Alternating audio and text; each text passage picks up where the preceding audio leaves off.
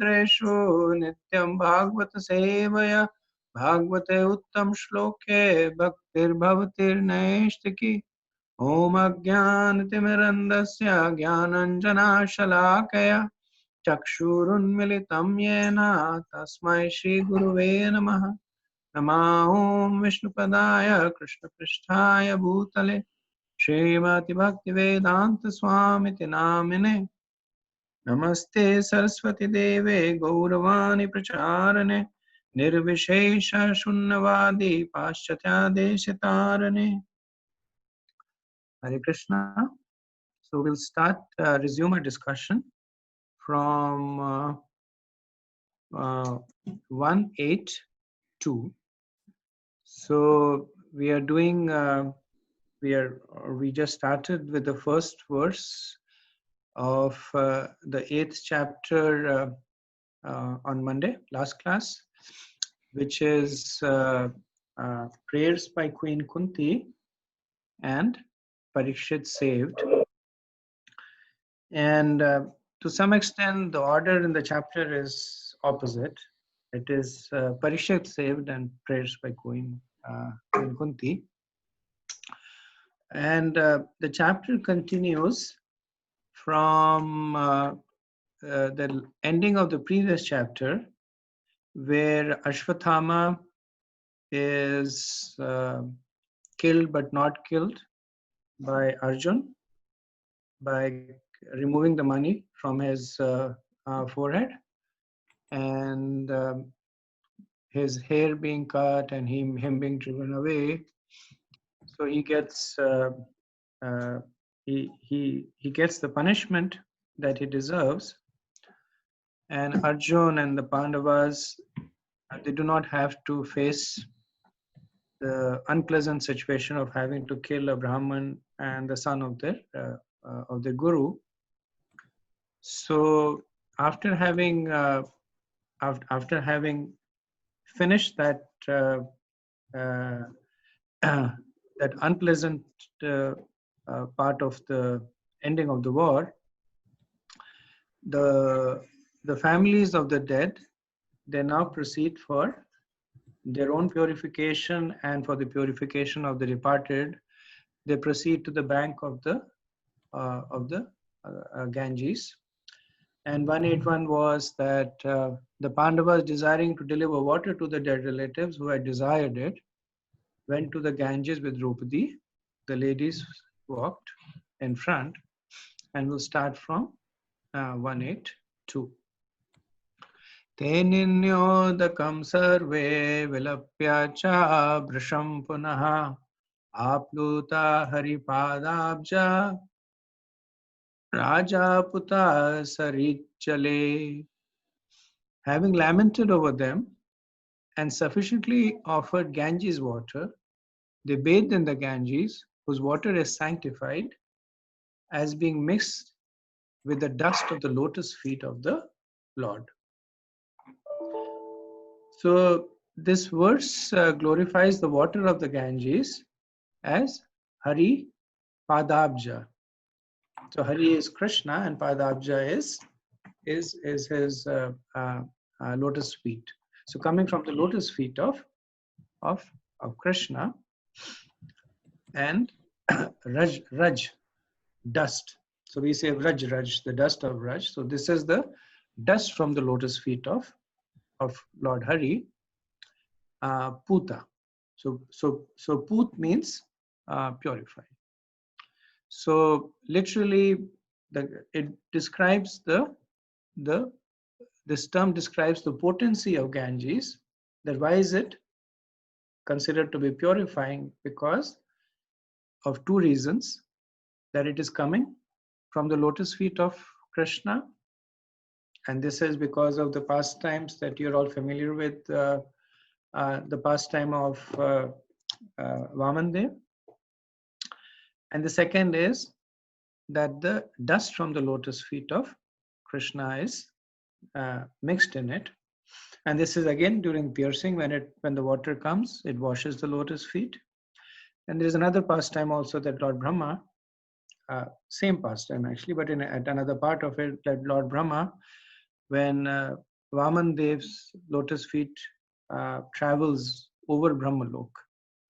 Then Lord Brahma, with the water from his Kamandlu, he washes the feet of Lord Vaman Dev, and that water also eventually mixes into the Ganges water.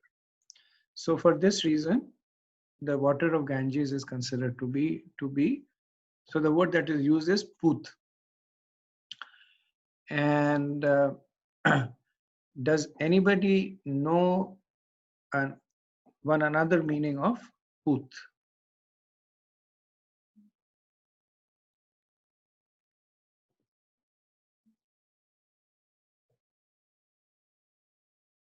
Just a guess. Uh, we heard the Ut means great, like Utkrushta, some word I heard. So Utkrushta means glorious. So Utkrusht Ut means something superior or something like that. It's a guess. Okay. Pious. What? Pious. Like Pious. Yeah. So I guess this is more of a word that is used in the northern part of India. So put means son. Like they say suput. Suput means good son. Put means son. It's a colloquial. It's not. It's colloquial, but it's Sanskrit word. And the epistemology of the word is that there is a hell by the name of Pu. It's described in the fifth canto of the Bhagavatam. And the is derived from Trayate, so one who delivers.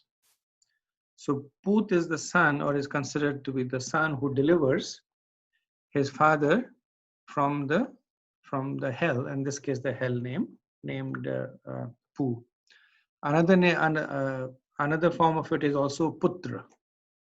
So the third there is Trayate, Tra, but they are both same. That and a son who is delivering the father, either through the performance of the Shraddha ceremony or through the performance of devotional service, that they deliver the father. The essential meaning, of course, is that one who saves from going to hell. And in this case, it's being applied to Ganges because of a different reason. Because Ganges is Haripadava and Raja. So it is purified by the lotus feet, the contact with the lotus feet of Krishna and the mixing of the dust of his lotus feet. So, so another interesting aspect is that the particular universe that we live in is unique because of Ganges. There is a pastime in Garg Samhita where same pastime, but Garg Samhita explains it in more details. So we know the pastime of Mother Earth, that she was overburdened by impious kings and Kshatriyas. So she goes to Lord Brahma. Lord Brahma then takes, along with the Devas, goes to Lord Vishnu. In Brahma Samhita, it is taken to the next level that Lord Vishnu, who is Shivdasha Vishnu, along with Brahma and Devas, takes them all to the entrance of Golok. And the entrance of Golok is guarded by a very beautiful girl by the name of Sri Shata Chandranan. So Shata Chandranan asked them that, or asked Lord Brahma, that which universe have you come from? And Lord Brahma says, I know of only one universe. And then she says that these universes are just like they're just like so many bubbles in the ocean. This Karnodaksha ocean she's referring to. And then in each of the universe, just like in an Udumba fruit, and I don't know what an Udumba fruit is, but that's what Garg Samhita says, that in the Udumba fruit there are millions of insects. So in each universe there are millions of living entities. So tell me, just because you're saying you're Brahma from a universe doesn't tell me much. Tell me, which universe are you from? So at that time, Lord Vishnu, who's also accompanying them, he steps forward and he says that we come from that universe in which Lord Prishnigarbha appears and in which Lord Trivikarma, he punctures the covering of the universe with his toenail. And then she immediately understands. She, okay, you're coming from that universe, and then she takes them inside to meet Krishna. So this seems to be something that so in you know in the Garg Samhita, this is explained as something that is a unique feature of our universe.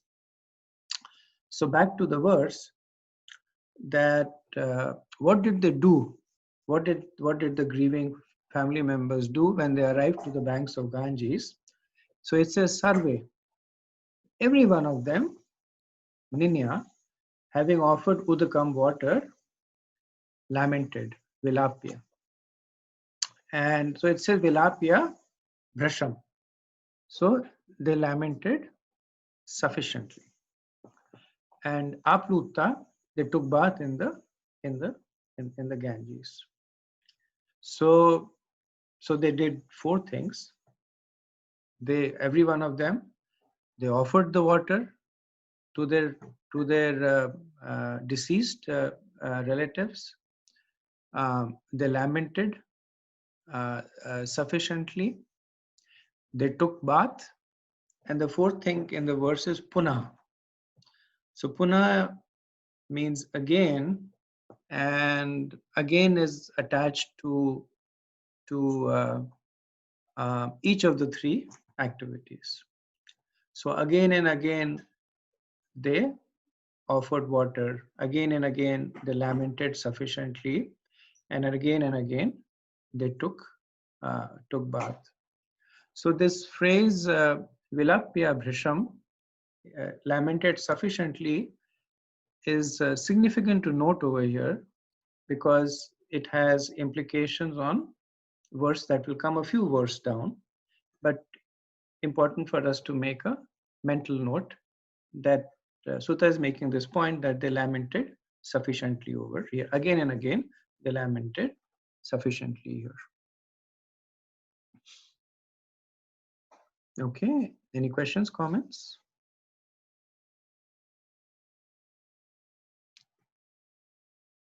Prabhu, just a comment about the word put. We also say Rajput. Yes, Rajput means son of king. Raja is king. Rajput is son of a king. Thank you. Thank you. We also say Kuput. Kuput means bad. Ku means bad. So Kuput means bad child, bad kid.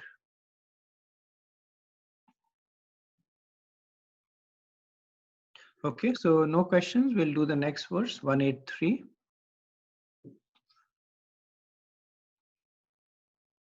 Tatrashinam kurupatem dhritrashram sanujam gandharim putra shokatram pratham krishnam cha madhava. There sat the king of the Kurus, Maharaj Yudhishthir, along with his younger brothers, and Dhritarashtra, Gandhari, Kunti, and Draupadi, all overwhelmed with grief. Lord Krishna was also there.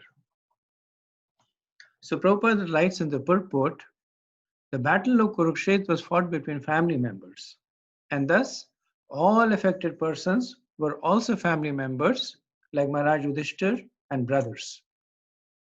Kunti, Draupadi, Subhadra, Dhritarashtra, Gandhari, and her daughters-in-law, etc. All the principal dead bodies were in some way or other related with each other, and therefore the family grief was combined.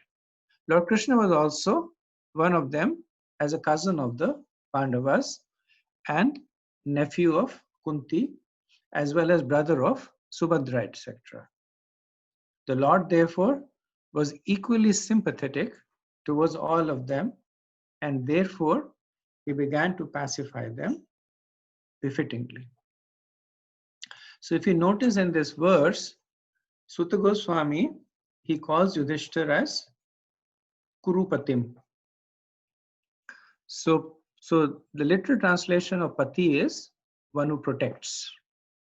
So we have this word apati. Apati means danger, and Pati is one. So this so it removes the which basically means one who provides protection against apati. So Yudhishthira is called Kurupati as the protector of the Kurus, because now he's officially the emperor. The battle has finished. He has won the war. Duryodhana has been killed, and Yudhishthira, even though the formal coronation has not happened, but he is the de facto Kurupati over here, the de facto king. Saha Anujam means along with his younger brothers, which refers to Bhim, Arjun, Nakul, Sahadev. Putra Shokatram means overwhelmed with grief for their sons. So the Pandavas and Draupadi, and she's again referred to as Krishnam over here. So Sutta generally seems to refer to Draupadi as Krishna, Krishnam, Krishna. So the Pandavas and Draupadi, they had lost all their sons. So the 5 Upapandavas had been killed. Abhimanyu had been killed in the battle. Then Kunti, Pratham, she had lost Karna, her son, and she had lost all her grandsons. Dhritarashtra and Gandhari, they had lost all their 100 sons in their battle. Actually 101 sons, because Dhritarashtra had one son other than the 100 Kauravas, so they were all killed. So everyone had lost someone close to them, and that is why it's mentioned here that they were all grieving. And after that, Sutta says Cha Madhava. So the Cha, the and, it separates Krishna from the rest of the group in terms of the activity of grieving. So it's not that Krishna was rejoicing or anything like that, but he was not grieving in the same way the others were grieving, because the other grieving is more from the bodily platform. I lost my son, I lost my brother. So it is Deha Patti Kalatradesh, Atma Shainasya Satsubi. So that kind of a grieving. But Cha Madhava and Krishna was also present over there. Also, Sutta uses the word Madhav to call, to address Krishna. So what does Madhav mean? Lord of the goddess of fortune. The Lord of the goddess of fortune. What is another meaning of Madhav? Something to do with the Madhu, killer of Madhu, like something like. Yes. So Madhav means killer of the Madhu, demon. And so this is also significant in terms of the next verse. So next verse is an important verse. There's there's a fair amount of discussion on it, and the previous 2 verses also build up to this. The previous verse was talking about the fact that they had sufficiently grieved, and here they're talking about Krishna as the killer of the Madhu demon, which leads to the next verse. But before we go there, just want to see if there's any questions or comments. So, Prabhu, a clarification. The sons of Draupadi were killed right after the battlefield when they were asleep. I think I'm getting confused with the, seeing Mahabharata on the TV many years ago. So, and it was reported back to Duryodhan by Ashwathama that Duryodhan was not pleased that Ashwathama did that, correct? That is correct. So Duryodhan is still alive, sort of? No, he actually dies so when Ashwathama goes back and reports that to Duryodhan. Duryodhan is not happy about it, and pretty much at that moment or soon after that, he gives up his body, deeply unsatisfied. Okay, thank you. I just had another thought, comment, but I mean nothing significant. But I was, some of, at least couple of our god brothers, I know they do something called as a family constellation, which is kind of like a healing therapy. I don't fully understand it, but what I understand is that some of these natural things have to be done, like death has to be mourned and birth has to be celebrated and things like that. So even though they are all pure devotees like Kunti and Draupadi and the Pandavas, they somehow they take up this position of like a normal human being and show us the way how things are to be done, I guess. That is correct. So uh, uh, and that's something that kind of helps us um, understand the reason that Krishna is enacting all this. One of the analogies that help us understand is that when we go and watch a play, we know that they're all actors there, but we still get absorbed in the play. We still learn lessons from the play. But if we kept sitting in the play and thinking to ourselves that actually this is not happening, this is a different person, then the play is of no value to us. So you're right, some of them are, not all of them, but some of them are eternal associates and pure devotees who are assisting Krishna in his Leela.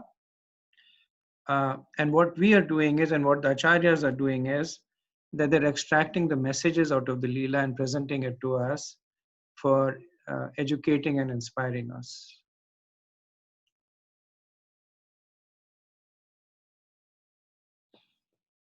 Okay, any other questions or thoughts?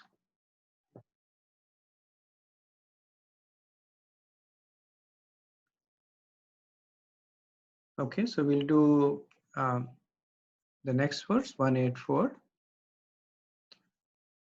Santyam shamunbhir bandhun sucharpitan bhuteshu kalasya gatim drashyanna pratikriyam.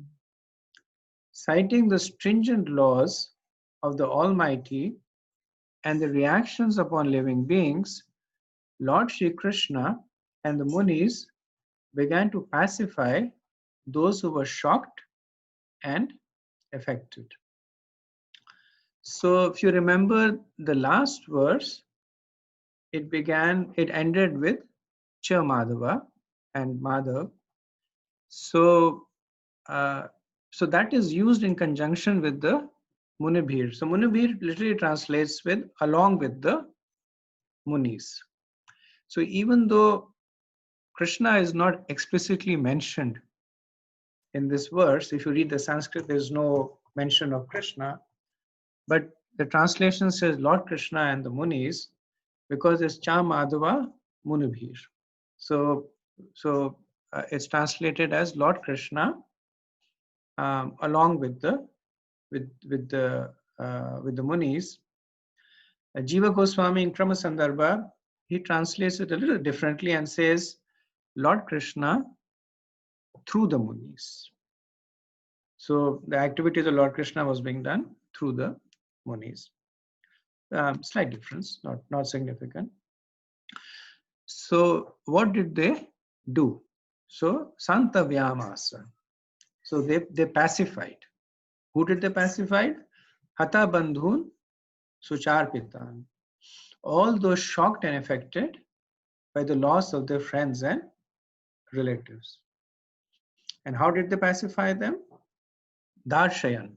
So darshan means by showing, by stating that na pratikriyam, that there is no remedial measure against bhuteshu kalasya gatim. So this bhuteshu kalasya gatim is a phrase that that has more than one connotations, and acharyas explain about three possible connotations.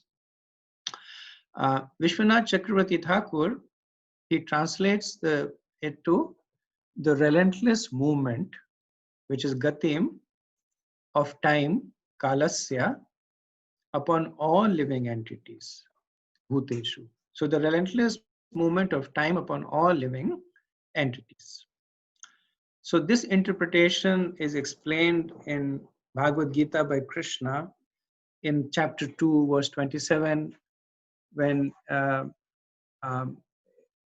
he's preaching to Arjun. He says, Jatasya dhruvam matyu dhruvam janyamatasya cha tasmad apriyaharare natum sochitam arasi.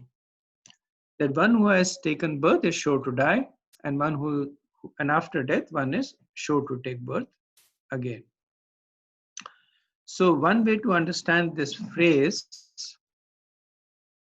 phrase bhuteshu kalasya gatim, is that all these people have died because it was their time to die, because it is inevitable, because jatasya hi dhruvam mrityu dhruvam janma mritasya cha, because they took birth and because they have taken birth, they are certain to die. Second understanding of this phrase uh, is Srila Prabhupada's translation of Kalasya Gatim to the stringent laws of the Almighty and their reactions. So what does this phrase define? When Prabhupada say the stringent laws of the Almighty and the reaction, what does it refer to? Krishna has time. Okay. What else? So look at the phrase carefully, that the stringent laws of the Almighty and the reactions. Karma? Karmic laws. Yes, thank you. So it points to karma. So another way to understand is that all these people have died because of the reactions of their past and present karma. So there is a certain amount of convergence between the two, because when we say that somebody has died because the time has come, also means that the time has been determined by the karmic reactions. There is a subtle difference between the two in terms of accountability. When people say that somebody has died because of the time, they generally hold God is responsible. That God has ordained the time to become and they die. And when somebody says that somebody has died because of their own karmic reactions, they hold that particular person to be responsible. That so it is said that a person has a short life because of sinful activities. Person has a long life because of pious activities. And so just like many other things in this life are determined by karma, so is the duration of time. In the 13th chapter of the Bhagavad Gita, so when Arjuna asked Krishna in his universal form what his mission is, what does Krishna say? He says, Kalo Asmi. He says that time I am. I am the great destroyer of the worlds, and I have come to destroy all the people. With the exception of you, the Pandavas, all the soldiers here on both the sides will be slain. So we can thus understand that Krishna is the personification of time. We can also understand that Krishna is manifested through karma. And we can make that connection through the preaching of Lord Yamraj in the 6th canto, where Lord Yamraj, when he's preaching to the Yamaduts, so this is in the Ajamil pastime, where he said, Dharmam tu sakshat bhagavad pranitam. That the real religious principles are enacted by the Supreme Personality of Godhead, and karma is essentially evaluated in the context of these religious principles. So how does one perform pious activities? By adhering to the religious principles. Impious activities is by violating the religious principles. Thus, we can also understand that Krishna is is uh, is is also non-different from karma. The third understanding is that both the soldiers from the sides of the Pandavas and the Kauravas were killed because of the promise that was made by Krishna to Bhudevi and Brahma and the Devas. So they were killed by the desire of Krishna because of the promise that he made to his devotees, which 4.7, it is Paritranaya Sadhuna Vinashaya the Dushkrita. So the point that is made here is that in all the three cases, Krishna is the cause. So whether it is karma, whether it is, and karma is, so one who will understand it as karma, the karma kandis, because they understand the law of karma. Whether it is through the influence of time, the jnanis will understand that aspect, or whether it is by the desire of Krishna. So the devotees will understand that. But for all of them, the understanding is that this annihilation, this genocide was ultimately by Krishna. Whether he enacted it through their own karma, whether he enacted it through the influence of time, or whether he enacted it by his own free will. So that is why Sutta Goswami, he ends the last verse as Madhavas Cha, the killer of the Madhu demon. So he is invoking that aspect of Krishna. So Krishna is generally the protector, the sustainer, but Krishna is also Madhav. He is Madhu Dvisha. He is envious of the Madhu demon. Madhav is a killer of the Madhu demon. And here we see that all this is being done by the desire of Krishna. So based on this, we can understand that how the sages were pacifying the various people who were grieving there according to the levels of understanding. So to the Karamkandis, the message was that don't grieve. This is just because of their reaction of their karma. So sometimes when something bad happens, of course, death is much more severe, but sometimes when something bad happens, you say, okay, one less karma to worry about, because I've suffered the reaction of that karma. So that would be the kind of that, okay, they have died. Think of the karma that has been expunged, and hopefully they have gone to a better place. To the jnanis, they were giving the message that you understand the nature of this prakriti, this universe, that everything that comes goes away. This is the irrevocable influence of invincible time. Do not grieve. And then to the bhaktas, they would be saying that this is the will of Krishna. He is your worshipable Lord, so why grieve and complain against the will of Krishna? So this is an important point, because we are all mixed devotees. So at different points of time, different aspects of the same events is important for us to maybe understand ourselves, but also to help others understand.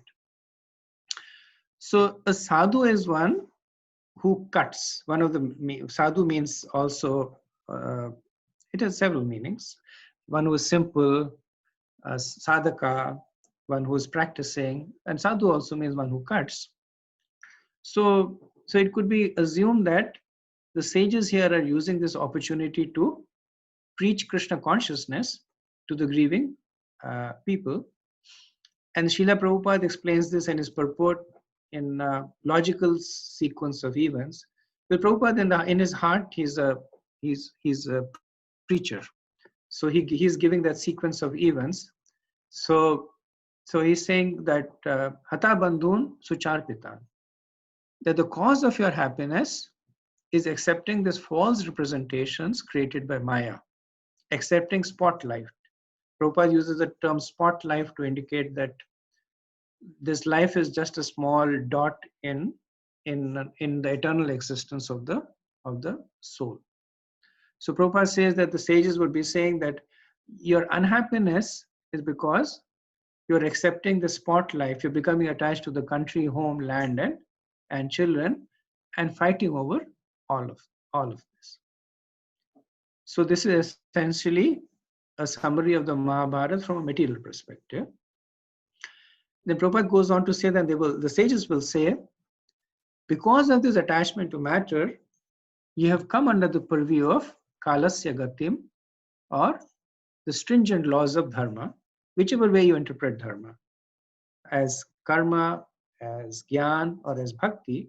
So you come under the stringent laws of dharma, and they are invincible. They are pratikriya, na pratikriya. So pratikriya means one that can be reversed, na pratikriya means irreversible. But the essence of dharma is to abide by the wish of Krishna, as stated in Bhagavad Gita, etc. This will make you materially happy, lead to mukti, and to subsequent bhakti.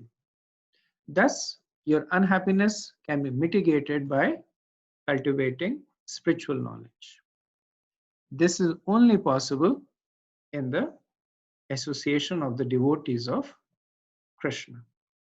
So Prabhupada concludes that is a summary of the pacifying measures for those affected by the reaction of stringent material laws exhibited in the form of birth, death, old age, and disease, which are insoluble factors of material existence. The victims of war, namely the family member of the Kurus, were lamenting the problems of death, and the Lord pacified them on the basis of knowledge. So the knowledge Prabhupada talks about here is the knowledge of karma, gyan, or bhakti. So this verse, it talks about, and that's the reason it's important, that it talks about the various causes of one's misery and grief, and the ways to remediate it. Generally speaking, when one is lamenting, then the need is more for compassion than knowledge. So it's not appropriate to go to a person who has a calamity and then start preaching to the person. So which is why in 2 verses earlier, the phrase I said that having lamented sufficiently was used to indicate that the relatives had lamented sufficiently and they were now ready to move on. So that is the best time to the heart is open, the heart is soft. That is the best time to plant the seeds of spiritual advancement in them. And then Prabhupada says how this happens is by the association with the Lord's devotees, who are able to inject the transcendental sound into the depths of the bewildered heart, and thus make one practically liberated from all lamentations and illusion. So does anybody know of an example where something similar was done, where the person were lamenting and a sadhu preached? King Chitraketu? Chitraketu. King Chitraketu. Thank you. So this was a case where Narad Muni and Parvat Muni preached. Also to some extent in Chaitanya Leela, when the son of Srinivas Acharya died, and Chaitanya Mahaprabhu at that time, he did not preach directly, but he preached through the dead son. To the Srinivas was detached, but to the wife and the family. Okay. Any questions, comments on this? Prabhuji, Hare Krishna. Prabhuji, you are explaining the reason, the essence of Mahabharata in as a material context and then spiritual context. Can you just like summarize on that point? I was not fully grasped it. I didn't say from the spiritual context. I said from the material context. Can you please, if possible, what is the essence? I couldn't grasp it. So that was the point I made, that Srila Prabhupada said that this notion of us being attached. So Prabhupada said, accepting the spot life, becoming attached to the country, the home, the land and children, and fighting for them is the cause of the Hata Bandhun Sucharpita. So that is, from a material perspective, that is the primary theme of Mahabharata, of attachment to land, to family, to children, to fame, fighting for it, killing for it, all the political intrigue that happened. Thank you. Thank you. Anything else?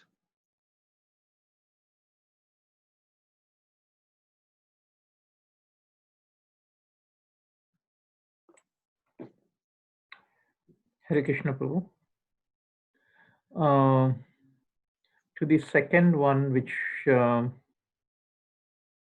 three reasons which were provided by Vishnu Chakravarti Thakur, right?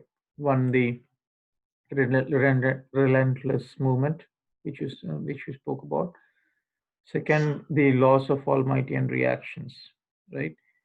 So this part, if we can little bit expand, the main question I had was within this loss of Almighty. Even though there is a subtle difference, you said, between the past karma and present karma, we tend to hold someone responsible for the present state we are in or whatever happens. So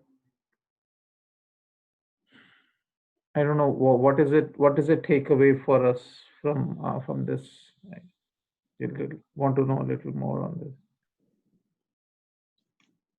So our takeaway is essentially an understanding of the superiority of bhakti. So these are verses that will basically guide us towards devotion. When when this term when this I'm sorry, I'm just trying to find my page.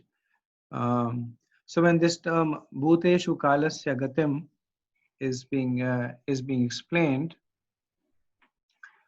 then then one could very well understand it from the perspective of karma.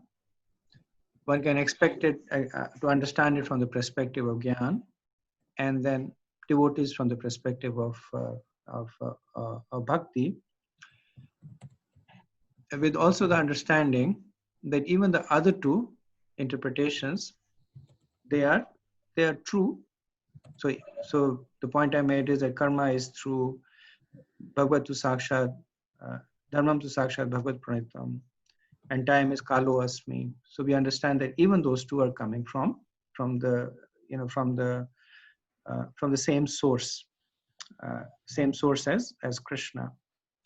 So it enables us to better preach to ourselves and to better preach to others.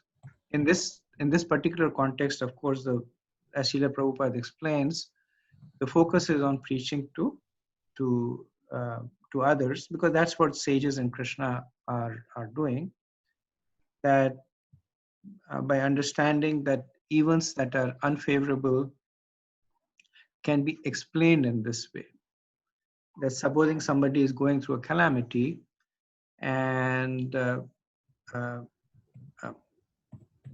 depending on where the person's faith lies, you can say that yes, this is because of your karma. And then say, but guess what? Karma is derived from dharma, and dharma is derived from Krishna. So getting the attention back to Krishna. So on this note, Prabhu, like where I was going to, the when that calamity has been formed, whether whatever might be the past and present karma, if a person is held responsible, I'm looking from Gandhari or Dhritarashtra's point, where they held Krishna as responsible, right?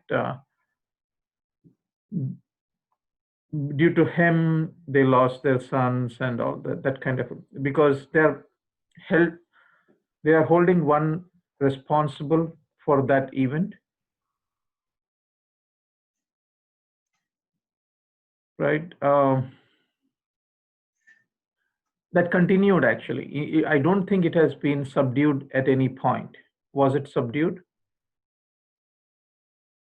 So you're asking specifically about Gandhari and Dhritarashtra? I'm just giving a reference over there, because for any of the calamity which we see right now, so the natural tendency is to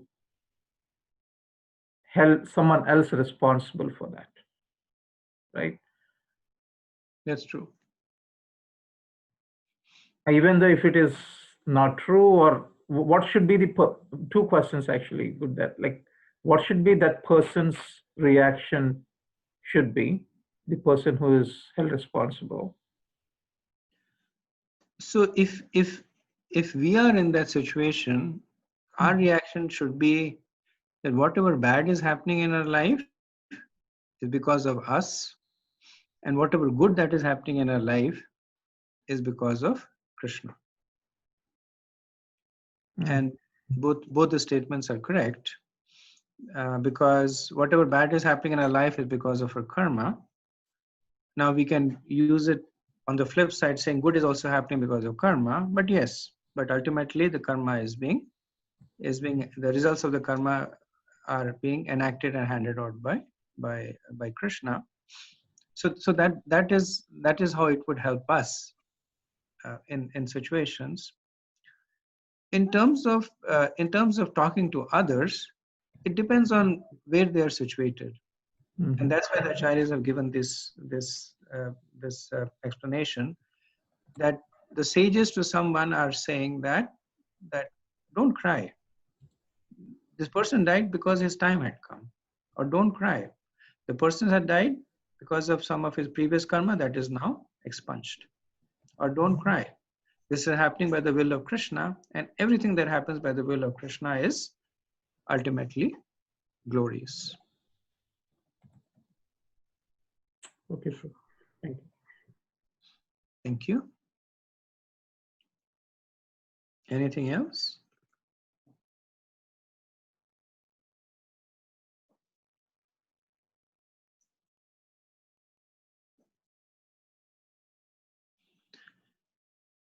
Okay, so we'll do the next verse, 185.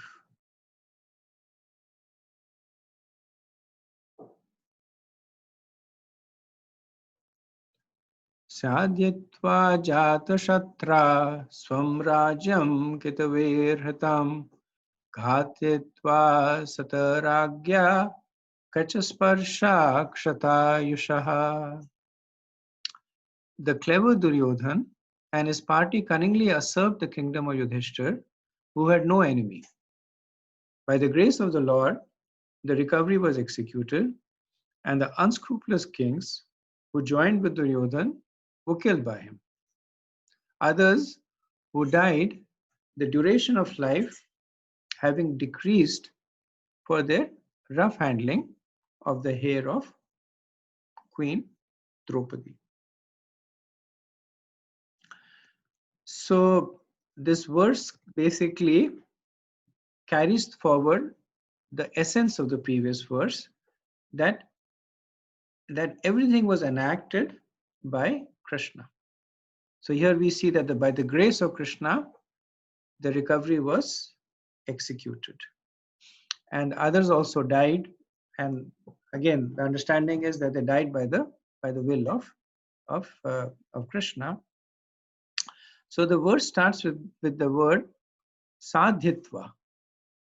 So sadhitva translates to having executed, literally translated to having executed. But both Srila Prabhupada and Vishwanath Chakravarti Thakur, they translated to by the grace of the Lord. And this is because it is following through from the previous verse, which established the fact that everything was happening by the grace of Krishna. So Yudhishthira in this verse is addressed as Ajatashatru, which means one who has no enemy. But we see that the statement is incorrect, that Yudhishthira did have, in fact, he had a lot of enemies. The whole clan of the Kauravas were inimical to Yudhishthira, and many other people also were inimical to Yudhishthira. So how can we reconcile that Sutta Goswami, and not just Sutta Goswami, but Yudhishthira was famously known as Ajatashatru?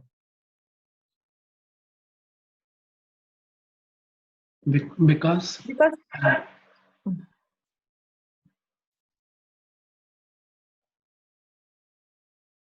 Okay, Mataji, go ahead. I guess from his point of view, he didn't have enemies. Kind of like how Prahlad Maharaj talks about friends and enemies in the later canto, that people who should see duality are the ones who have enemies. People who don't see duality do not have enemies. Yeah, thank you. So that's the reason he's called Ajatashatru, because he did not see anybody as his enemy. So the other persons may make that distinction, that he's my friend and he's my enemy, but Yudhishthira was not situated in that position.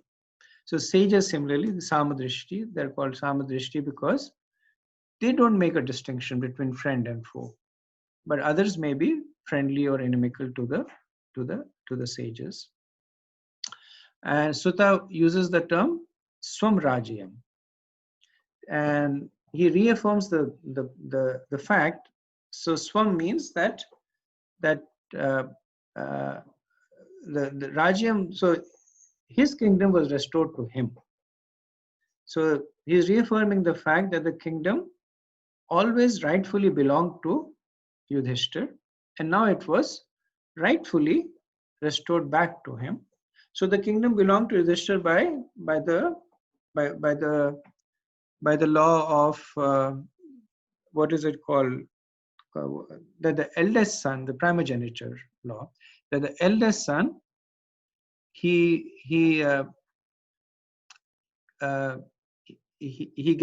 inherits everything from the father.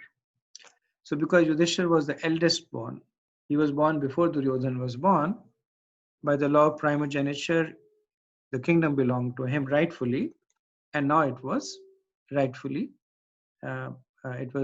restored from him. So it was in between. It was Hitam Kitva. So Hitam means that it was stolen.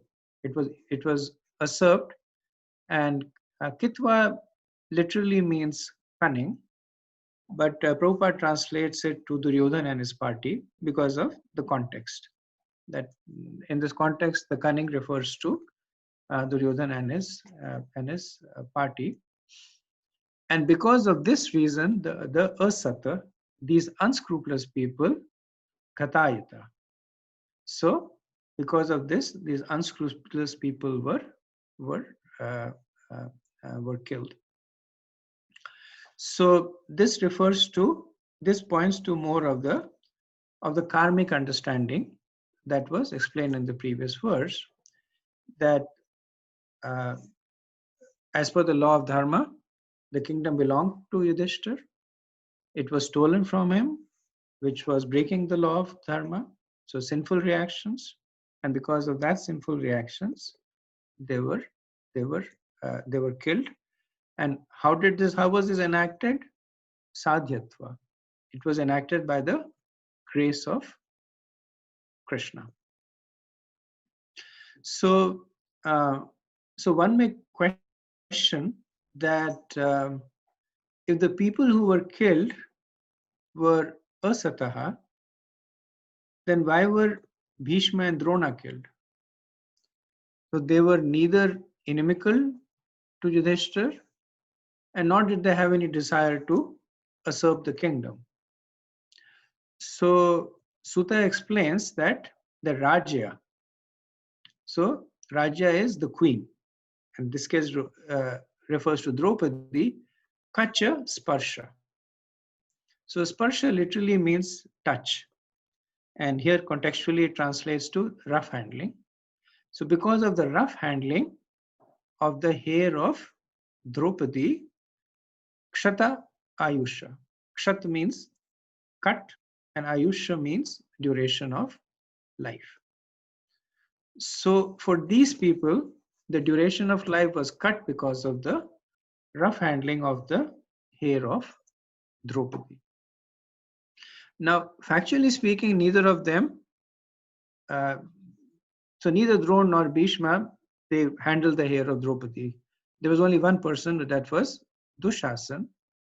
But the understanding is that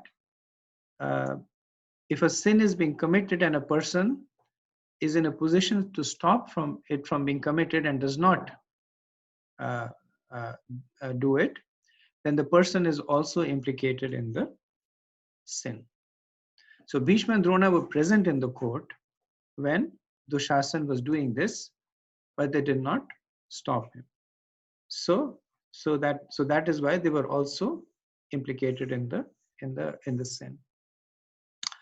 So in this case, the sadhyatva, the grace of the Lord, is pointing to his bhaktavatsαλya bhav, or to bhakti, because Draupadi was his dear devotee, and to punish the offenses committed to Draupadi, he enacted this punishment. In the purport, Srila Prabhupada, he explains why women, along with the brahmanas, cows, old men, and children, must always be protected. So he says, in the age of Kali, they are not properly protected, and therefore the duration of the present generation has shortened considerably. And so I'm condensing the purport. So he says, why protect them? He said the brahmanas must be protected because the brahmanas maintain the institution of varna and ashram. The cows must be protected because they give milk as food, which nourishes the finer tissues of the brain. The woman must be protected because the women are the emblems of chastity. If the women are spoiled, then the society becomes unchaste. The children must be protected because they are the future of the society. And the old men must be protected because it allows them to focus on their spiritual endeavors and prepare for their next life.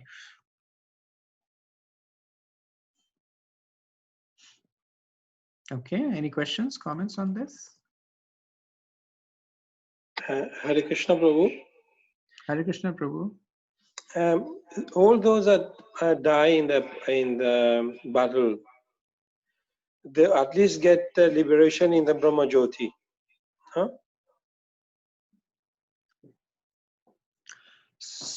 So this is one of the difficult questions to answer. In the third canto of the Bhagavatam, Uddhav, he actually says two things. He says that all those who died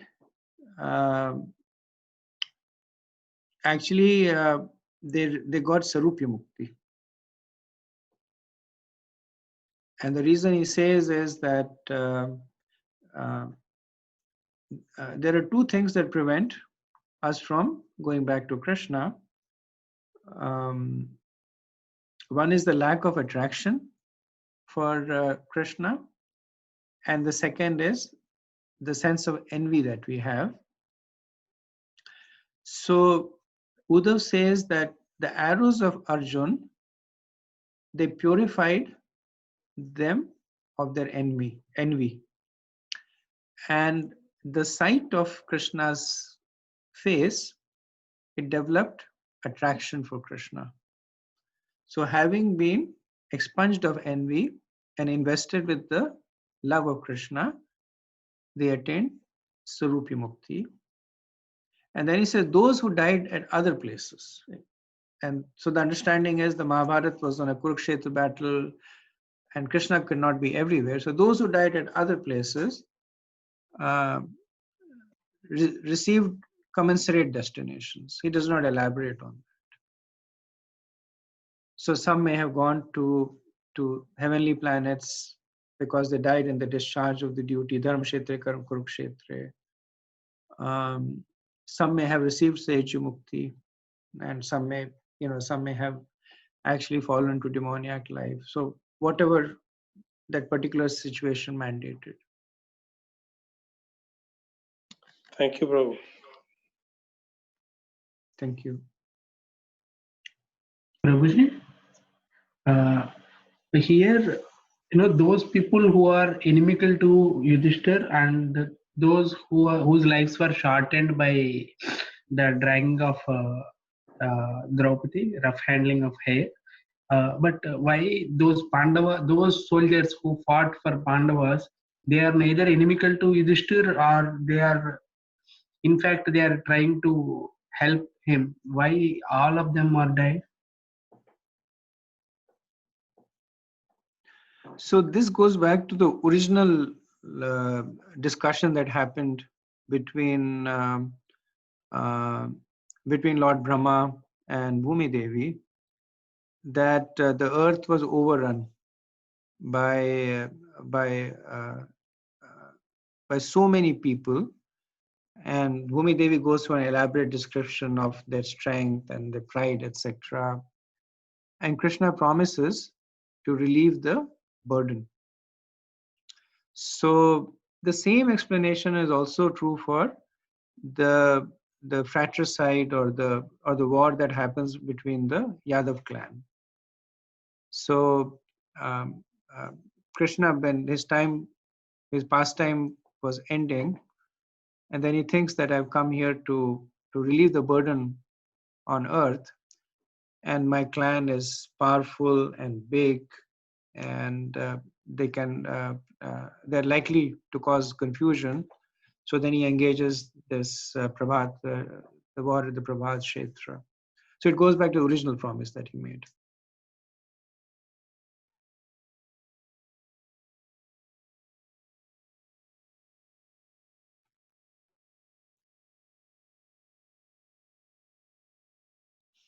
Okay. If there are no other questions, then we can go to the next verse, 186.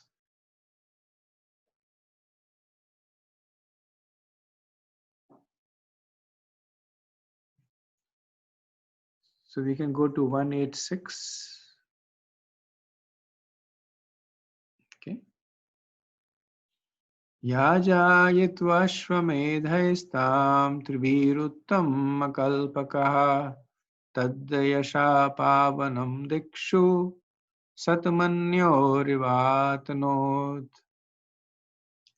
Lord Shri Krishna caused 3 well-performed Ashwamedha Yagyas, horse sacrifices, to be conducted by Maharaj Yudhishthir, and thus caused his virtuous fame to be glorified in all directions, like that of Indra, who had performed 100 such sacrifices. So once again, we see that the reference to Lord Krishna is implicit over here. The verse does not contain Lord Krishna, but the translation starts with Lord Krishna caused. And this is because the activity that was performed by Lord Krishna is being is being continued. So by inference, we can understand that the performance that began in 184 continued in 185 and then continues in 186. So in the Mahabharata, it is mentioned that when Yudhishthira had offered the oblations on the bank of the river Ganges, and then he looked around, and then as far as his eye could see, he saw hundreds and thousands of families doing the same thing. And then the enormity of what he did struck him. That in the battlefield, as a Kshatriya, in the heat of the battle, he was fighting and killing, and he was, of course, seeing the soldiers die. But now he was seeing the full impact of it. That there were families that they were being devastated. There were women who were entering the funeral pyre with their husbands. There were parents who were lamenting. There were small children who were left completely helpless. And then he was so much struck by the enormity of what he considered to be his own sinful activities. And then considering himself to be the most sinful person, he declared himself to be unfit to rule.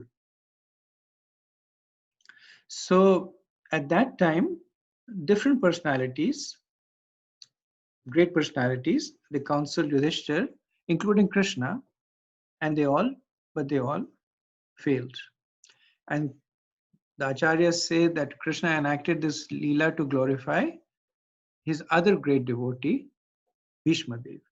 Because ultimately, when Yudhishthira goes to Bhishma, and that will come soon, the instructions of Bhishma Dev, then he was pacified. So even though he was emotionally pacified, he still considered himself to be contaminated by the genocide that was committed. And in order to address that, Krishna had recommended for Yudhishthira to perform three Ashwamedha Yagyas. So the verse over here says that Lord Krishna caused 3 well-performed Ashwamedha Yagyas.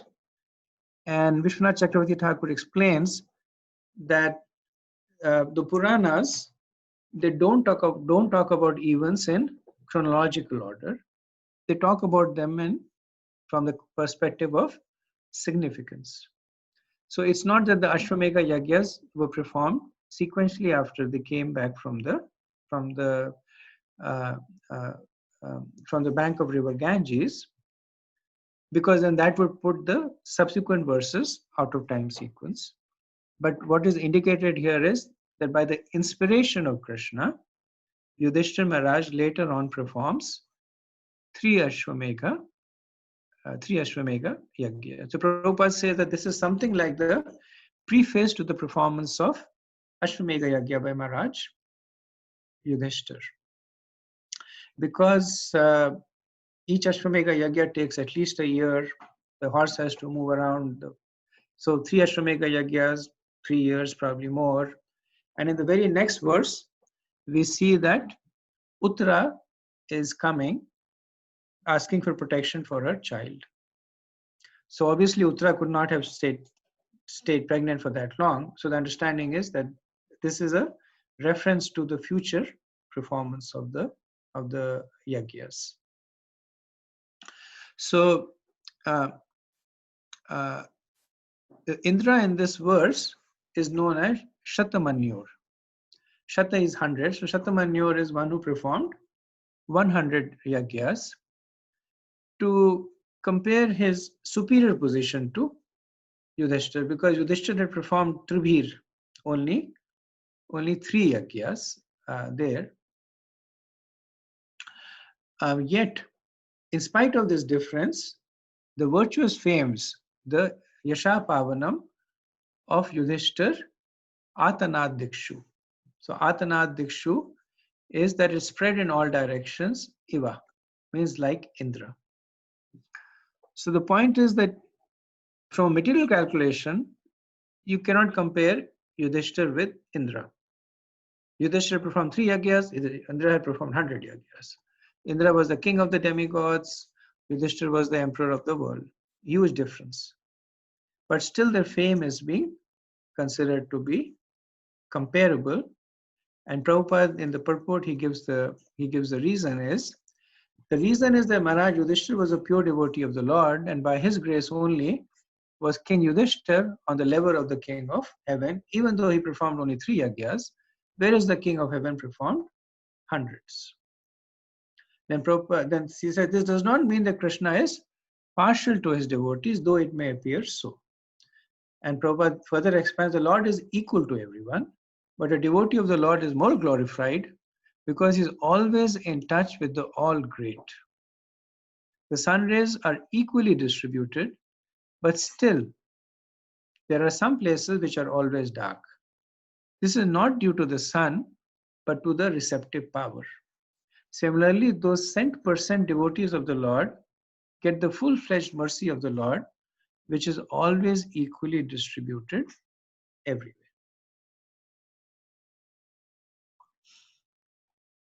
Okay, any questions, comments on this?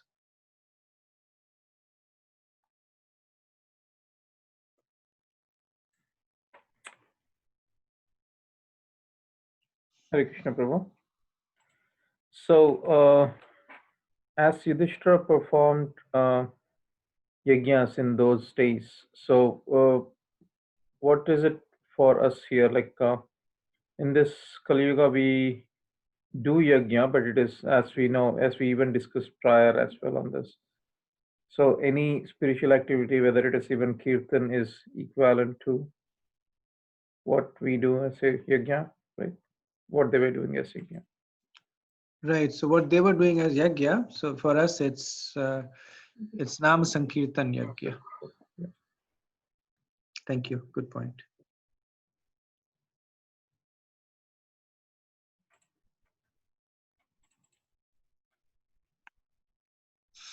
Okay. 187. Amantrya Panduputramscha Shainethava Samyutaha Dvapayanadbhirvipraha Pujataha Pratipujataha. Lord Shri Krishna then prepared for his departure. He invited the sons of Pandu after having worshipped by the Brahmins headed by Srila Vyasadeva. The Lord also reciprocated greetings. So Krishna is now, he has accomplished his mission to reduce the burden of sinful people, reduce the burden of the Kshatriyas, the proud and the sinful Kshatriyas on Mother Earth. And now he is ready to depart to Dwarka. So he invites Amantriya. So Amantriya, the Pandas, the Panduputras, the Pandavas. Then he invites Shaineya, which is another name for Satyaki, and Uddhav. So even though he invites them for different reasons. So he invites the Pandavas to say goodbye to them. And he invites Satyaki and Uddhav to tell them that now you have to accompany me back to Dwarka. So Satyaki, as we know, he had fought along the Pandavas in the battle, one of the few survivors.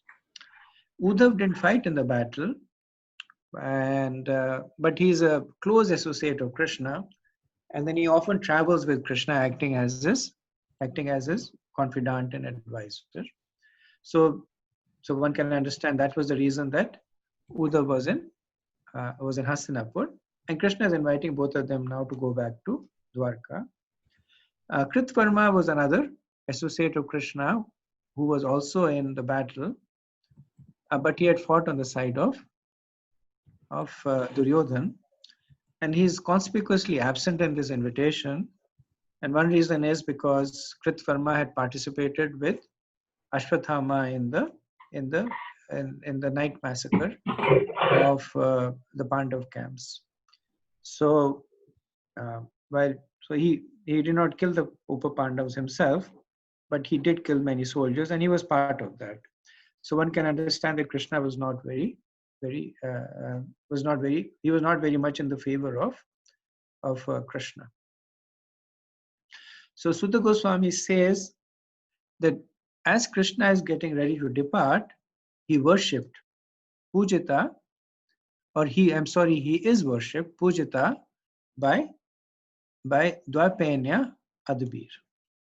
So by rishis like Dvaipayana and other brahmanas. So it says Dvaipayana Adabir Vipraha, and by other brahmans like Vipras. So the Vipras are especially mentioned over here because the Vipras are a class of Brahmins that are very particular about the performance of rituals, the social protocol.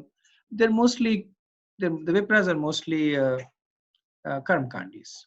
They understand the Karmkand portion. They engage their families and the Grasthas in performing that. And so they are kind of at one end of the Brahman spectrum. And at the other end are the Rishis. So Rishi literally means forest dwellers. So these are peoples like Srila Vyasadeva and other sages who are beyond the social order and who are completely absorbed in the worship of the Lord. So both the Vipras and the Rishyadbir and everybody in between worshipped Krishna. So as per the social protocol, Krishna is a Kshatriya. So the Brahmana should not worship Krishna because it is setting it in the opposite direction. But yet they worshipped because they all understood Krishna to be the Supreme Personality of Godhead. And when you're interacting with Krishna, then all conventional, social, all protocols are negated. So we see that by the example of Romaharshan. Right? Balram killed him because he was acting from a social protocol that I'm sitting on the Vyasthan, so I should not get up, I should be respected. And Lord Balram is when the personality of Godhead comes, then regardless of who you are, where you are, if you're properly situated, you have to offer obeisances. So here Sutta Goswami is making the point that these people were all enlightened about the position of Krishna, and that is why they happily worshipped him. So Krishna is always God, whether he's a Brahman or a Kshatriya or a Vaishya or a Shudra, whether he's an animal or an aquatic or a dwarf or a half man, half lion. So regardless of what form he is, Krishna is always God and he is always worshipable. Then Sutta also says Pratipujita, that Krishna worshipped them in reciprocation. This is because while they were surrendering to the position of Krishna, Krishna was acknowledging his assumed position of being a Kshatriya, and in that position, he is worshipping the Brahmanas. So Krishna in Bhagavad Gita, 3rd chapter, verse 23, he says that, "For if I ever fail to engage in carefully performing prescribed duties, O Parth, certainly all men would follow my path. If I did not perform prescribed activities, all these worlds would be put in ruination." So even though the people who were offering obeisances to Krishna, offering puja to Krishna, understood his position, they also accepted Krishna's worship because they understood that Krishna was doing it to set an example for others. So that others would not say that Krishna was a Kshatriya but did not worship the Brahmins, so therefore it is okay for me also to not do it. The other reason also is that the Brahman, where Krishna worshipped the Brahmins because the Brahmins are very dear to him. So he's Namo Brahmanaya Devaya, Go Brahmanaya Taicha. So he's the worshipable Lord of the the Brahmins. And as a Bhakta Vatsalya, he is also the eternal well-wisher of the Brahmins. Okay, so it's 9:20. I'll stop over here and see if you have any questions or comments. Hare Krishna, Prabhu. Hare Krishna. Please accept my humble obeisances. Prabhu, Krishna's, so before the battle begins, we know that famous pastime where both Duryodhana and Arjuna come to Krishna, and Krishna ultimately awards his Sena, his army to Duryodhana, and Arjuna, he gives himself to Arjuna. So the Narayan Sena fights on behalf of Duryodhana in the battle, and all of them are also killed. But we also find that before Krishna departs, after Krishna departs, due to the curse of sages, the Yadavas, they kill themselves in Prabhas Kshetra. So are they different from the army that Krishna gives to Duryodhana, or they're different because Krishna did not promise his entire army. He said that I will give you one Akshuni of the Narayani Sena.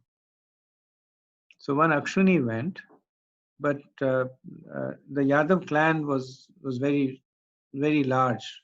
There were many soldiers there. So it is just that one Akshuni that died. Thank you, Prabhu. One more question. So few verses back, we saw that all the ladies and the relatives and the Pandavas, they went to perform the final rites of the dead people.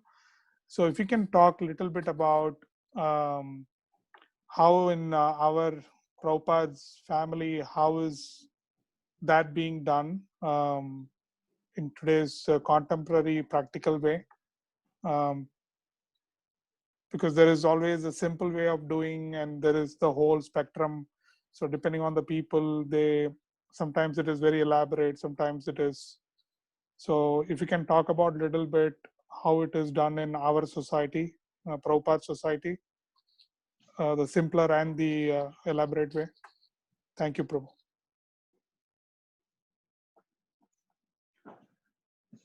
So so maybe I can basically share some. It's a question that I've asked. I can share some of the answers that I've received.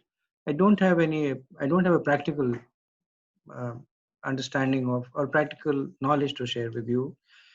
But in some instances, the answer that is given is that when you're chanting or when you're becoming a devotee, then that is the same as because you perform the Shraddha ceremony in order to liberate your departed ancestors. So when you're chanting, the benediction that is given to devotees, and at different points there's different numbers that is given. So many generations, 10 generations, 8 generations. So different numbers are given, but certain number of generations of your ancestors get liberated. So there's nothing separate to be done. If you become a devotee, that itself encompasses all the attendant ceremonies. So the Shraddha is included in it. Another answer I got was that if it is traditional in your family, because in the Hindu family, especially amongst the Brahmins, the Shraddha ceremony is very important, and not performing the Shraddha ceremony, even if the person if the person is a devotee, it's viewed with a lot of concern by the other family members. So the offerings of the Shraddha are Krishna Prasad. So in the Shraddha ceremony, the offering is basically made of certain food items that are performed, that are exclusively set aside for the forefathers. And then there is a process that you place it in a certain position, chant certain mantras, and then offer it to your forefathers. But then the devotees are said that you go ahead and do all that, but before making the offering, offer it on the altar to the deities, and then you offer that. That's the two variants of the answers that I have gotten. But like I said, I don't have practical experience of it. Thank you, Prabhu. Just to summarize, you said the first one was chanting and the second one was Vishnu Prasad. Is that right, Prabhu? Yes, Prabhu. So the first is chanting, don't have to do anything extra, which is what I do, which is where I am. And the second is that if your family considerations are such that you do have to do it, or you yourselves are inclined to do it, then the Shraddha offerings are first offered to the deity, so that when they are honored by the ancestors, they're getting purified by the fact that they are honoring Krishna Prasad.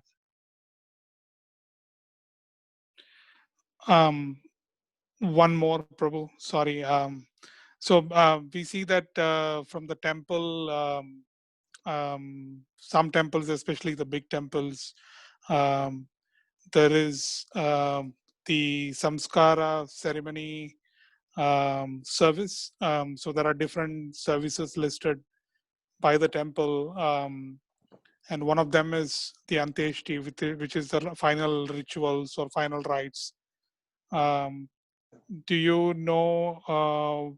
I have never seen that or never participated in our society, like pujaris going and doing the Antyeshti. So, do you know what is done as part of our society during those services? Like they advertise saying that we do this. Mostly we see the Annaprashna and all that, but I have not participated anything where a pujari has gone to do this final rites. If you can share, if you know, Prabhu. So I have had one instance where a devotee had left the body, and then we went along with the priests. Um, uh, and again, because this is America, the paraphernalia is very limited. The ceremony was very, very simple. Basically, bathing the dead body, anointing it with tilak, dressing it in Vaishnav clothes, and then taking to the crematorium, and all the time accompanied by chanting of the holy name, while the devotee was being bathed, etc. Then devotees were reading from the second chapter of the Bhagavad Gita over and over again. So it was a fairly it was a very short. There was no yagya performed, and no chanting of other mantras than the Hare Krishna Maha Mantra. But I suspect part of it was because if you look at the samskar book, then it's fairly more elaborate. The whole process is more elaborate of marking different parts of the body, chanting different mantras, doing different kinds of shuddhikaran. Then there is the whole samskar that happens to, because at least those books are written with the funeral pyre, understanding that the funeral pyre is going to be the final resting place. So there is fair amount of samskar in terms of setting up the funeral pyres, also which direction it should face, and kind of the arrangements of the water pots, etc. Around it. But like I said, I've only witnessed it once, and there it was simple. Um, uh, in some of the other cases where I haven't, been part of the original process, but the subsequent part of it is basically just Vaishnav Sangh and Krishna Katha. So after the departure of the dear one, there's Vaishnav Sang, there's Kirtan, there's Prasadam, and some kind of pravachan, just reading from the Bhagavad Gita, or discussing the glories of the deceased.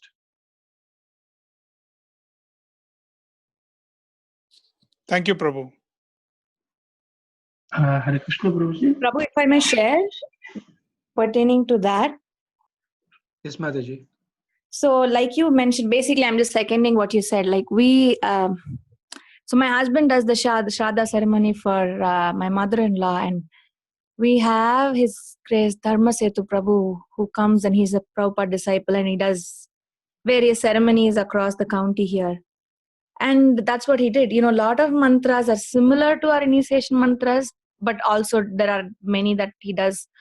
And, it's like how you said, he did bring the rice that was offered to Radha Giridhari, and that was offered as a pinda to my mother-in-law. So that was as far as the Shraddha ceremony. And he, when I asked him about it, the similar question, he didn't think it was a big issue that devotees should or should not do Shraddha. But for me personally, I felt comfortable doing it because that's the family, that background that I have. However, I had asked him another question based on, because we are on the topic of samskara, I had asked him about Upanayanam, because that's something done in my family system when the boys are around 7 or something. That is something Prabhu was not very much in favor of, because that came into the realm of the Bhagavata Viti that we are in, where the disciple, he accepts the spiritual master, he serves, and then he receives the mantras, the Harinam and then the Gayatri mantra from them. So that is something he was not much in favor of. But, the Shraddha, he didn't say it was right or wrong or anything like that to do. Right. Thank you. I think, and that's the understanding that I've been given also. I mean, I haven't heard of Upanayan. I haven't come across a situation, because we didn't have that situation with their son. But yes, in terms of Shraddha, that's the understanding I've also had. So thank you for sharing. Thank you, Mataji. Hare Krishna, Prabhuji. Because when we eat Krishna Prasadam, whatever food that is tasted by Krishna, if we eat that, we should be liberated, right, Prabhuji? And one reason that I could think that why we are not, because we don't carry that much faith on that prasadam. So if that is the reason, like we get limited benefit from it than what we are supposed to get. And how does the same thing applicable for ancestors? Like the benefit will be in the same level as we are getting, because they might not carry any faith on Krishna, is possibility. So can you please help me guiding that? So so the same concept is applied to a lot of things that are described to have spiritual potency. Prasadam is an example that you're quoting. Holy name also has the same connotation, that when you chant the holy name, you're liberated, even if you chant it incompletely or with offense, etc. So the difference is that how long will it take for you to get liberated? When you start on the path of bhakti, then the conclusion is foregone, that yes, the path of bhakti ends at only one place, which is the lotus feet of Krishna. But whether it takes you one day to go there, one lifetime to go there, Prabhupada says 1 moment to go there, or 1 million lifetimes to go there, that is up to you. You chant, you eat the prasadam with complete invincible faith that yes, this is the mercy of Krishna that I'm accepting, and then you will become the recipient of that mercy. You chant Krishna's name with this understanding that he is fully present in the name, then you are associating with Krishna completely at that time. You give obeisances to the deity, understanding that the deity is not different from Krishna, then you're immediately in the presence of Krishna. Now we don't, so that's what is that's where the effort comes in. That how long will it take for us to be at that situation? But just like when we are walking, we put one foot forward and then put the second foot forward. So as long as we're putting our feet forward, we are going towards that destination. So every time we chant, our faith goes up a little bit. Every time we give obeisances to the deities, our attraction for the deities goes up a little bit. Whether we're taking small steps or big steps, that depends upon how sincere we are in this endeavor. And for ancestors, how much benefit that is also same like us, or they get some extra benefit because their chances of having an. I'd be speculating a little bit, but I would say this principle is true for all living entities, right? And ultimately, the ancestors are. So it's not that the ancestors are like some nebulous force. So they're just like people, but they're people who are living in a different planet and slightly different laws, but they're ultimately people. Just like we are making advancements, they're also making advancements.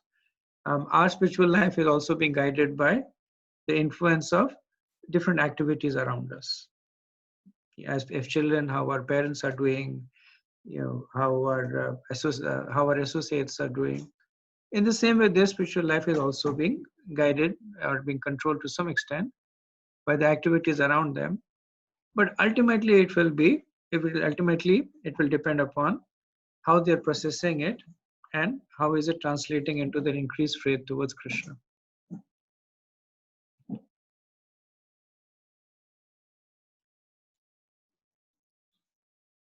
Okay, so I think we're a little over time. Apologize for that. So we'll stop over here and we'll meet next week, Monday.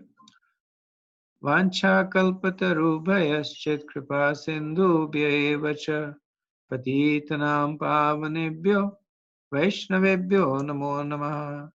Ananta Koti Vaishnav Vrinda ki jai, Srila Prabhupada ki jai, Nitai Gaur Premanande, Hare Hare. Hare Krishna. Thank you very much. Hare Krishna. Hare Krishna. Thank you, Prabhu.